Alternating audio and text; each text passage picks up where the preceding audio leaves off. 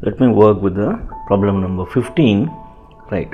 The greatest number that divides 38 and 68, leaving 8 as remainder in each case is.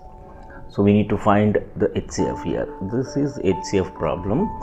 So the greatest number that divides 38 and 68, leaving remainder 8 as remainder in each case. So that's what we need to do here is 38 minus 8 is equal to 30 and 68 minus 8 is equal to 60.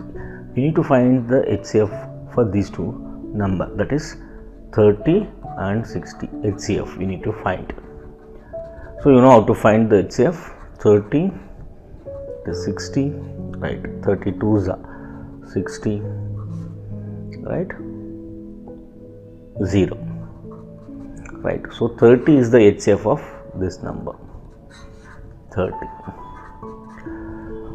right? Now, so taken a say 38. If you divide 38 by 30, see 31s are 30, so 8 is the remainder. Let me take 68, right? 32s are 60, again it is going to give the remainder 8. So the answer here is 30, D.